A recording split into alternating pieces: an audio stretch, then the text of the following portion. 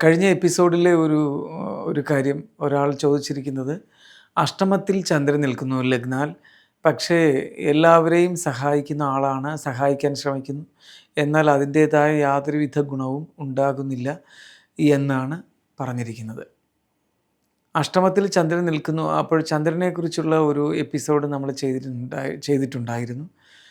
അതിൽ ചന്ദ്രനെ കൊണ്ടുള്ള ഗുണദോഷങ്ങൾ ഏറെക്കുറെ സ്വാംശീകരിച്ച് പറയാൻ ഞാൻ ശ്രമിച്ചിരുന്നു. അതിലുണ്ടായ സംശയമാവാം അത്തരം ഒരു ചോദ്യം ഉന്നയിക്കാൻ ഇടയാക്കിയതെന്ന് വിചാരിക്കുന്നു. എന്നാൽ അഷ്ടമത്തിൽ ചന്ദ്രൻ നിൽക്കുമ്പോൾ നമ്മൾ അഷ്ടമത്തിനെക്കുറിച്ച് ഒരു കാര്യം ഓർക്കേണ്ടതുണ്ട്. അടുത്ത ജന്മത്തിലേക്കുള്ള കർമ്മഫലങ്ങളെ സ്വരുക്കൂട്ടുന്നതിൽ അഷ്ടമത്തിനൊരു പ്രാധാന്യമുണ്ട്. ഈ ജന്മത്തിൽ എന്തെല്ലാം സ്വരുക്കൂട്ടിക്കൊണ്ടായിരിക്കും അടുത്ത ജന്മത്തിലേക്ക് നമ്മൾ പോകുന്നതെന്ന് അഷ്ടമഭാവം കൊണ്ട് ചിന്തിക്കണം. പൂർവ്വജന്മ ഫലങ്ങളെക്കുറിച്ച് കൂടുതൽ ഒരു ഗവേഷണം നടത്തിയതിൽ നിന്ന് മനസ്സിലാകുന്നത്, കഴിഞ്ഞ ജന്മത്തിലെ അഷ്ടമരാശിയാണ് ഈ ജന്മത്തിൽ ലഗ്നമായി വരാറുള്ളത് എന്നുള്ളതാണ് കാണുന്നത്. ഒരുപാട് പേരുടെ പൂർവ്വജന്മഫലം വ്യത്യസ്തമായ നാഡികളിൽ കൂടിയൊക്കെ നോക്കിയിട്ട് പലപ്പോഴും അതിനകത്തൂടെയും എനിക്ക് അപഗ്രഥിക്കാൻ സാധിച്ചിരിക്കുന്നത്, പൂർവ്വജന്മത്തിലെ ജന്മരാശി, നക്ഷത്രരാശിയല്ല പറഞ്ഞ ലഗ്നം, ഈ ജന്മത്തിൽ മീനം ലഗ്നത്തിലാണ് ജനിക്കുന്നതെങ്കിൽ അടുത്ത ജന്മത്തിൽ ലഗ്നം വരാൻ സാധ്യത തുലാം ലഗ്നമായിരിക്കും എന്നുള്ളതാണ് കാണുന്നത്. എല്ലാവർക്കും അങ്ങനെ തന്നെ ആയിരിക്കും എന്ന് ഞാൻ ശഠിച്ച് പറയുന്നില്ല. എന്നാൽ ഭൂരിപക്ഷം പേർക്കും അങ്ങനെ തന്നെയാണ് വരാൻ സാധ്യത, അങ്ങനെയാണ് വരുന്നതും എന്നാണ് നിരവധി ഇതുപോലെയുള്ള മറ്റ് തരത്തിലുള്ള ജ്യോതിഷ ശൈലികളിൽ നിന്നുള്ള പഠനത്തിൽ നിന്ന് എനിക്ക് അപഗ്രഥിക്കാൻ കഴിഞ്ഞിരിക്കുന്നത്. അപ്പോൾ ഏതൊരു ലഗ്നത്തിലാണോ ജനിച്ചിരിക്കുന്നത് ആ ലഗ്നത്തിൻ്റെ അഷ്ടമരാശിയായിരിക്കും അടുത്ത ജന്മത്തിലെ ലഗ്നം എന്ന് പറയേണ്ടതായിട്ടുണ്ട്. അപ്പോൾ ഈ കഴിഞ്ഞ ജന്മത്തിലെ പുണ്യഫലങ്ങളെക്കുറിച്ച് കൂടുതൽ സൂക്ഷ്മമായി അപഗ്രഥിക്കുന്നതിൽ ഈ ജന്മത്തിലെ ലഗ്നത്തിനും പ്രാധാന്യമുണ്ട്. നമ്മുടെ ശരീരഘടനയെക്കുറിച്ചും സംസ്കാരത്തെക്കുറിച്ചും ഭക്ഷണ വ്യവസ്ഥയെക്കുറിച്ചും നമ്മുടെ ചർമ്മ നിറത്തെക്കുറിച്ചും ആരോഗ്യത്തെക്കുറിച്ചുമൊക്കെ അവിടെ ചിന്തിപ്പിക്കുന്നുണ്ട്. അപ്പോൾ അഷ്ടമത്തിൽ ചന്ദ്രൻ നിൽക്കുന്നയാൾ എന്നോട് ഈ ചോദ്യം ചോദിച്ചതിൽ നിന്ന് മനസ്സിലാക്കേണ്ടത്, നിങ്ങൾ ഈ ജന്മത്തിൽ ഒത്തിരിയും നല്ല കാര്യങ്ങൾ ചെയ്തിട്ടും അതൊരു ഗുണവുമാകുന്നില്ല എന്നാണ് ചിന്തിക്കുന്നതെങ്കിൽ നിങ്ങൾക്ക് ഉറപ്പായും അടുത്തതായ ഒരു ശ്രേഷ്ഠ ജന്മം അടുത്ത ജന്മം ഏറ്റവും ശ്രേഷ്ഠമായിരിക്കും എന്നുള്ളതാണ്. അതിലേക്ക് നിങ്ങൾ നന്മകളെ സ്വരുക്കൂട്ടുകയാണ് ചെയ്യുന്നത് എന്ന് വെച്ച് ആ ഒരു മോഹന ഭാവനയിൽ നിലകൊണ്ടാൽ എന്തർത്ഥം എന്നൊരു പ്രായോഗികമായ ചോദ്യമുണ്ട്. അത് ശരിയുമാണ്. ഇപ്പോൾ അടുത്ത ജന്മത്തിൽ എന്താവുമെന്ന് നമ്മൾ അറിയുന്നില്ലല്ലോ, പിന്നെ എന്തിനാ അതിനെക്കുറിച്ച് ചിന്തിക്കുന്നത് എന്നുള്ള ഒരു ചോദ്യമുണ്ട്. അവിടെ നമുക്ക് പറയാവുന്നത്, ജീവിതത്തിൻ്റെ മധ്യഘട്ടത്തിൽ വെച്ചെങ്കിലും ഈ ജന്മത്തിൽ ചെയ്യുന്ന നന്മയുടെ ഫലം കടന്നു വരുന്നതാണ്. നമ്മളൊരു പുരുഷായുസിനെ 4 ഖണ്ഡിച്ചാൽ അതിലെ 3-ാമത്തെയോ 4-ാമത്തെയോ ഭാഗത്തിൽ വെച്ച് നമ്മൾ ആദ്യത്തെ 1-ാം 2-ാം ഭാഗങ്ങളിൽ ചെയ്തതിൻ്റെ എല്ലാ നന്മകളും വരും. 1-ാം ഭാഗത്ത് എന്ന് പറയുമ്പോൾ നമ്മൾ പഠനത്തിലൂടെ നേടിയതിൻ്റെയും നിരന്തരമായ സമർപ്പണത്തിലൂടെ ആർജിച്ച വിദ്യകളുടെയും ഗുണം ലഭിക്കുന്നു. 2-ാം ഭാഗത്തിൽ വരുമ്പോൾ നമ്മൾ മനസ്സിലാക്കേണ്ടത്, നമ്മൾ കുടുംബ ബന്ധങ്ങൾ എത്രമാത്രം സൂക്ഷ്മമായി കൈകാര്യം ചെയ്തു, ധാർമ്മികമായി കൈകാര്യം ചെയ്തു, പുത്രധർമ്മം, പിതൃധർമ്മം, മാതൃധർമ്മം, സഹോദരധർമ്മം, പിന്നെ സുഹൃദ്ധർമ്മം, സാമൂഹ്യധർമ്മം, ഇതെല്ലാം എങ്ങനെ നിർവഹിച്ചു എന്നുള്ളതിൻ്റെയും കൂടെ കണക്കെടുപ്പുണ്ട്.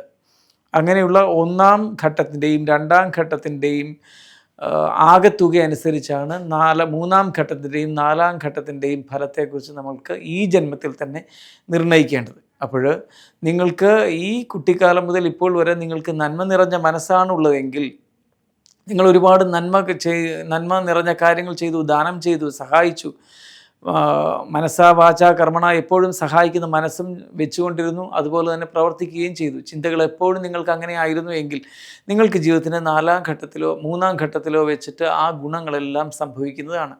എന്ന് മാത്രമല്ല, അടുത്ത ജന്മത്തിലേക്കുള്ള, മുമ്പേ ഞാൻ പറഞ്ഞതുപോലെ, ഒരു സ്വരുക്കൂട്ടലാണ്. നിങ്ങൾക്ക് ശ്രേഷ്ഠ ജന്മം ലഭിക്കും. അത് ഉറപ്പായ കാര്യമാണ്. അതുകൊണ്ട് അതെല്ലാം അഷ്ടമത്തിൽ ചന്ദ്രൻ നിൽക്കുന്നതിനെക്കുറിച്ച് നിങ്ങൾ ദുഃഖകരമായി ചിന്തിക്കേണ്ടതില്ല. ഞാൻ കഴിഞ്ഞ ആ ഒരു ചന്ദ്രനെക്കുറിച്ചുള്ള വീഡിയോയിൽ 9-ാം ഭാവത്തിലെ ചന്ദ്രനാണ് പൊതുവേ ശ്രേഷ്ഠമെന്ന് പറയുകയും, എന്നാൽ 9-ാം ഭാവത്തിലെ ചന്ദ്രൻ എല്ലാം ശ്രേഷ്ഠമാണെന്ന് പറയാനും ഒക്കെ ഇല്ല. അതിൽ പല നീചഗ്രഹങ്ങളുടെയും ദൃഷ്ടിയോ യോഗമോ ഒക്കെ ഉണ്ടെങ്കിൽ അതിനുള്ള ഫലം കുറച്ച് വ്യത്യാസപ്പെടാം. എന്നാൽ പൊതുവേ 9-ലെ ചന്ദ്രൻ വളരെ ശ്രേഷ്ഠമാണ്. അത് നീചനായാലും ഉച്ചനായാലും സ്വക്ഷേത്ര ബലവാനായാലും എന്നെല്ലാം ഞാൻ പറയുകയും ചെയ്തിരുന്നു. അപ്പോൾ അതിനെക്കുറിച്ചൊക്കെ നമ്മൾ നോക്കിയപ്പോൾ 6-8 രാശികൾ ചന്ദ്രൻ അശുഭരാശികളാണെന്നോ ഒക്കെയുള്ള ഒരു ചിന്ത വരുന്നുവെങ്കിൽ അവിടെ അതിനെ മറികടക്കുന്ന ഉത്തരങ്ങളാണ് തന്നത്. നിങ്ങളുടെ ഈ ജന്മത്തിൽ നിങ്ങൾ ചെയ്യുന്ന ഫലത്തിൻ്റെ പ്രവൃത്തികളുടെ എല്ലാം ഫലം ഈ ജന്മത്തിൻ്റെ അവസാന ഘട്ടങ്ങളിലും നിങ്ങളുടെ അടുത്ത ജന്മത്തിലുമായിട്ട് ലഭിക്കും. അവസാന ഘട്ടങ്ങളിൽ നന്മ വരണം. കാരണം നമ്മുടെ ശരീരത്തിൻ്റെ എല്ലാ ആരോഗ്യവും പോകുന്ന ഘട്ടമാണ് വാർദ്ധക്യം. എന്ന് വെച്ചാൽ ബോധം കൊണ്ട് വൃദ്ധി പ്രാപിക്കുന്നുവെങ്കിലും ശരീരം കൊണ്ട് ക്ഷയം സംഭവിക്കുന്ന സമയമാണ്. വാർദ്ധക്യം എന്ന് പറയുമ്പോൾ ബോധവാർദ്ധക്യമാണ് അവിടെ പറയുന്നത്. വാർദ്ധക്യം എന്ന് വെച്ചാൽ കിഴവനാകുക എന്നുള്ളതിനേക്കാളും ആ പദത്തിൻ്റെ അർത്ഥം എടുത്തു നോക്കണം. വൃദ്ധി പ്രാപിക്കലിൻ്റെ പൂർണ്ണതയാണ്. അപ്പോൾ ബോധത്താൽ വൃദ്ധി പ്രാപിക്കുകയും ശരീരം കൊണ്ട് ക്ഷയിക്കുകയും ചെയ്യും. അപ്പോൾ കിഴവനോ കിഴവിയോ ആയിരിക്കുന്ന സമയം എന്ന് പറഞ്ഞാൽ ബോധം കൊണ്ട് ഒരുപാട് മുന്നിലായിരിക്കണമെന്നർത്ഥം. എന്ന് വെച്ചാൽ ശരീരം ക്ഷയിക്കുന്നതിനനുസരിച്ച് ബോധവികാസവും നേടിക്കൊണ്ടിരിക്കണം. അങ്ങനെ ബോധവികാസത്തോടുകൂടി ഇരിക്കുമ്പോൾ നമ്മൾ ചെയ്ത നന്മ നിറഞ്ഞ പ്രവർത്തികളുടെയും ചിന്തകളുടെയും ഫലമെല്ലാം വാർദ്ധക്യത്തിൽ നമുക്കൊരു അദൃശ്യമായ സംരക്ഷണമായി മാറുകയും ചെയ്യും. നമ്മളെ സഹായിക്കാനും സംരക്ഷിക്കാനും നമ്മുടെ കൈകളും കാലുകളും മനസ്സും കണ്ണും ചെവിയും എല്ലാമായി പ്രവർത്തിക്കാൻ മക്കളോ അന്യരോ ഒക്കെ ഉണ്ടായിരിക്കുകയും ചെയ്യും. അങ്ങനെ നമ്മൾക്ക് വാർദ്ധക്യത്തിൻ്റെ ക്ലേശം അശേഷം അനുഭവിക്കാൻ ഇടവരാതെ സുഖമായി മരണം പ്രാപിക്കാനും സാധിക്കും. അതുകൊണ്ട് അഷ്ടമത്തിൽ ചന്ദ്രൻ നിൽക്കുന്നു, എന്നിട്ടും ഞാൻ എത്രയോ നന്മകൾ ചെയ്യുന്നു, എനിക്കൊരു ഫലവും ഉണ്ടാകുന്നില്ല എന്നൊരു ചിന്ത അവിടെ വെച്ച് കളയേണ്ടതാണ്. ഇത്രയും സൂക്ഷ്മമായി ചിന്തിക്കണം.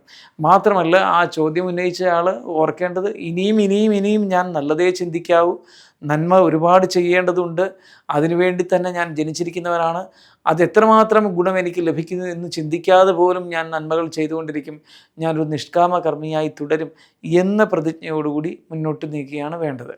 അതുകൊണ്ട് ഞാൻ ഇതിനു മുമ്പ് ചെയ്തിരുന്ന ആ ചന്ദ്രനെക്കുറിച്ചുള്ള വീഡിയോസ് അശ്രദ്ധം കേൾക്കുക.